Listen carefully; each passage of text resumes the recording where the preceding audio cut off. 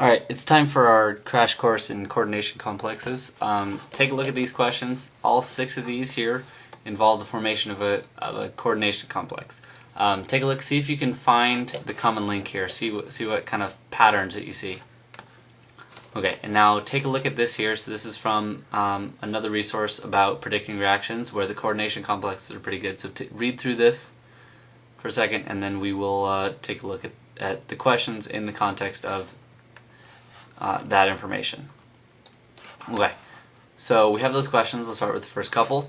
And so we have solid silver chloride that's being added to a solution of concentrated hydrochloric acid. So if you hadn't noticed here, this concentrated hydrochloric acid, excess hydrochloric acid, concentrated potassium hydroxide, excess, and ammonia are really the things that we're looking for. So coordination complexes are going to be formed by Cl usually, hydroxide, and ammonia. Those are our big ones there. So the concentrated is going to be an indicator.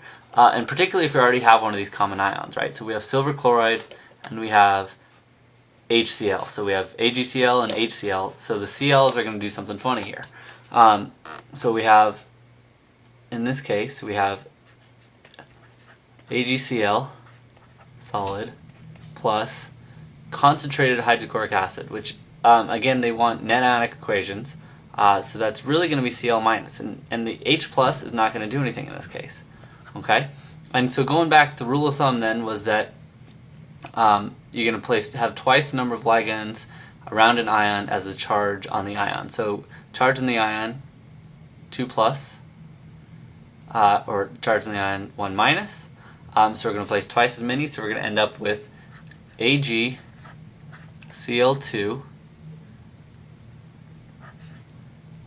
And that whole thing has a 1 minus charge.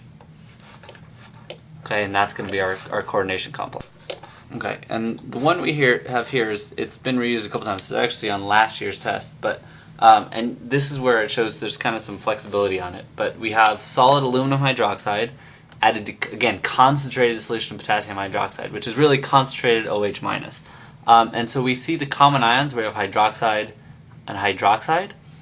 So that's another indicator. So we have both the concentrated and then the the common ions. Okay, so in this case we have AlOH3 plus OH minus, and if we're going by the rule of thumb, we see that we're going to end up with AlOH6,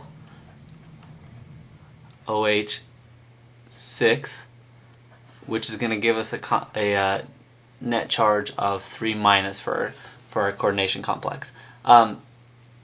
And so that's pretty much it. So the question is going to be recognizing these things.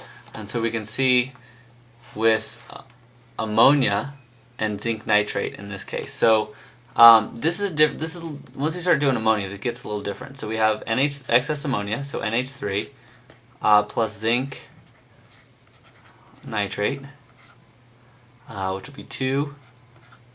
Okay, and what's going to happen here, so zinc, and what we're going to do is we're going to get these ligands involved with the zinc 2 plus here.